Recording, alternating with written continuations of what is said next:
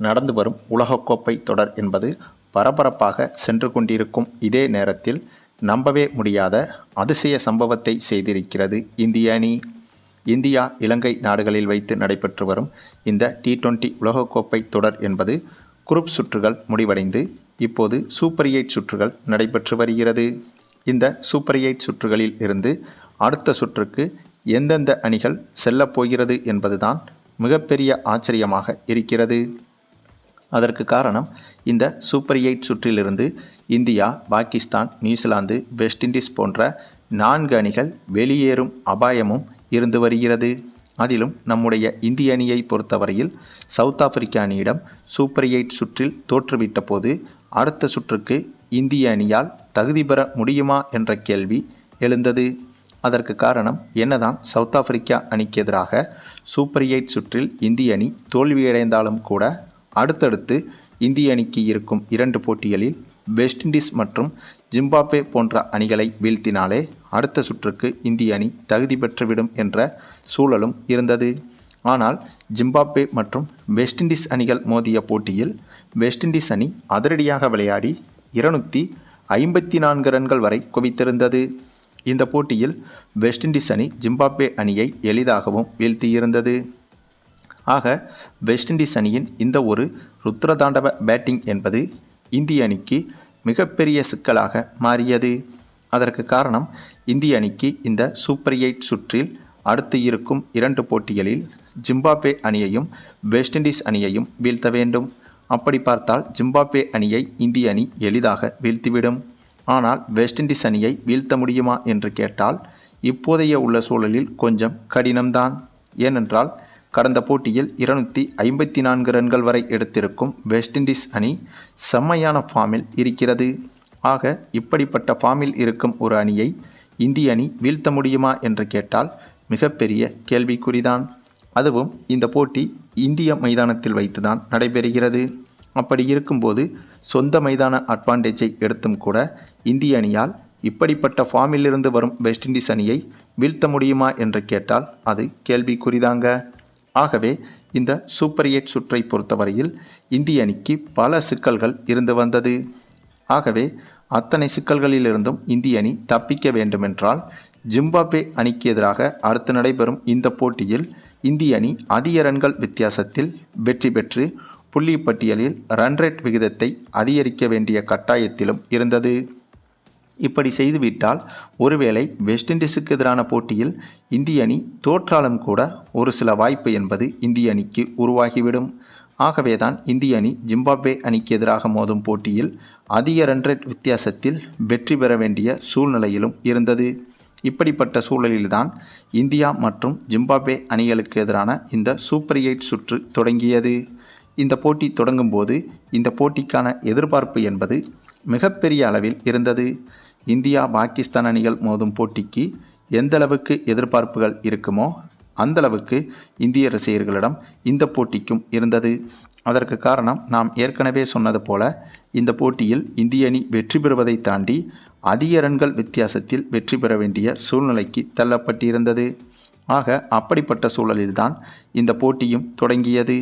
இந்த போட்டி தொடங்கி நல்ல வேளையாக இந்திய அணிக்கு டாஸ் விழுந்துவிட்டது. இதனால் இந்திய அணி முதலில் பேட்டிங் செய்வதாக முடிவு செய்தது. பொதுவாகவே அதிக ரன் ரேட் வித்தியாசத்தில் வெற்றி பெற வேண்டும் என்றால் அந்த அணி அந்த போட்டியில் முதலில் பேட்டிங் செய்ய வேண்டியது அவசியமாகும். ஒருவேளை இந்த போட்டியில் மட்டும் ஜிம்பாப்வே அணி டாஸை வென்றிருந்தால் ஜிம்பாப்வே அணி பேட்டிங் செய்வதாக முடிவெடுத்திருக்கும். நல்ல வேளையாக அப்படி ஏதும் நடக்காமல் இந்த போட்டியில் இந்திய அணி டாஸை வென்றதால் முதலில் பேட்டிங் செய்ய களமிறங்கிய இந்திய அணியை பொறுத்தவரையில் நம்ம இந்திய பயிற்சியாளர் கௌதம் கம்பீர் என்ன சொல்லி அனுப்புனாரோ தெரியலங்க. களமிறங்கிய ஒவ்வொரு பேட்ஸ்மேனும் இந்த போட்டியில் கண்ணை மூடிக்கொண்டு சுத்துனாங்க. ஓப்பனிங் இறங்கிய அபிஷேக் சர்மா, இசான் கிசானில் தொடங்கி கடைசியாக களமிறங்கிய ஹார்திக் பாண்டியா வரையிலும் இவர்கள் எதிர்கொண்ட ஒரு பந்தை கூட தடுப்பாட்டம் ஆடவில்லை. அதுவும் கடந்த போட்டிகளில் தொடர்ச்சியாக சொதப்பியிருந்த அபிஷேக் சர்மாவுக்கு இந்த போட்டியில் வாய்ப்பு கிடைக்குமா என்ற கேள்வியும் எழுந்தது. ஆனாலும் இந்த போட்டியிலும் அபிஷேக் சர்மாவுக்கு வாய்ப்பு கிடைத்தது. அப்படி கிடைத்த வாய்ப்பை அபிஷேக் சர்மா சிறப்பாக பயன்படுத்தி கொண்டார் என்றுதான் சொல்ல வேண்டும். ஏனென்றால் இந்த போட்டியில் வெறும் 29 பந்தில் சரியாக 100 ரன்களை எடுத்து இவரது விக்கெட்டை பறிகொடுத்தார். அதாவது 29 பந்தில் சதம் அடித்து சாதனை படைத்திருந்தார் அபிஷேக் சர்மா. இவரை தொடர்ந்து நம்முடைய சிவம் தூபேவும் வெறும் 25 பந்தில் 89 ரன்கள் வரை குவித்திருந்தார். மற்றபடி இசான் கிசான், சூரியகுமார் யாதவ், ஹார்திக் பாண்டியா, திலக் வர்மா என இவர்களும் ஓரளவுக்கு நல்ல ரன்களை குவிக்க, இதனால் 20 ஓவர்கள் முடிவில் இந்திய அணி 412 ரன்கள் என்ற உலக சாதனை ரன் குவிப்பை செய்திருந்தது. வழக்கமாக T20 கிரிக்கெட் போட்டிகளில் சாதாரணமாக ஒரு அணி 200 ரன்களை தொட்டால் கூட அது உலக சாதனையாக பார்க்கப்படும்.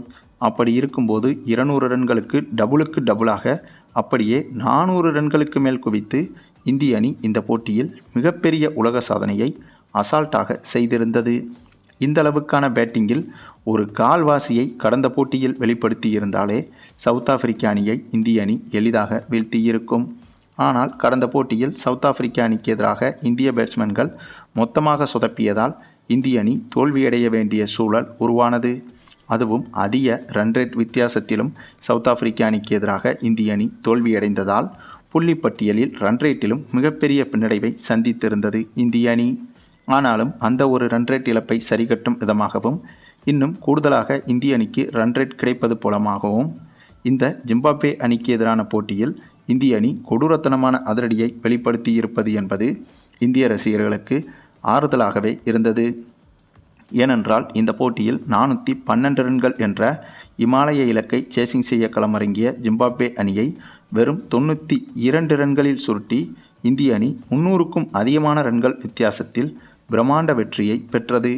இதன் காரணமாக இந்திய அணியின் ரன்ரேட் என்பது நினைத்து பார்க்க முடியாத அளவுக்கு தாறுமாறாக எகிரியுள்ளது. அதுவும் இதற்கு முன்பு -4 அளவில் ரன்ரேட்டில் இருந்த இந்திய அணி இப்போது +3 அளவுக்கு ரன்ரேட்டில் எகிரியுள்ளது. ஆகவே இந்த ஒரு விஷயம் என்பது இந்திய அணிக்கு மிகப்பெரிய பாசிட்டிவாக மாறியிருக்கிறது. ஆனாலும் கூட வார்ம் அப் மேட்சில் தான் இப்படி ஒரு அதிரடியை காட்டியிருந்தது இந்திய அணி. ஆக இதே போல அதிரடியை அதிகாரப்பூர்வ போட்டியிலும் ஜிம்பாப்வே அணிக்கு எதிராக வெளிப்படுத்தி இதே அளவுக்கான ரன்ரேட்டை இந்திய அணி வென்றுவிடும் என்பதுதான் இந்திய ரசிகர்களின் எதிர்பார்ப்பாகவும் இருக்கிறது.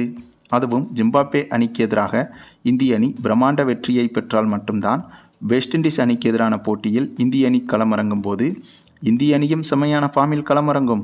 அதே போல வெஸ்ட் இண்டீஸ் அணிக்கும் ஒரு பதட்டம் என்பது இயற்கையாகவே உருவாகியிருக்கும்.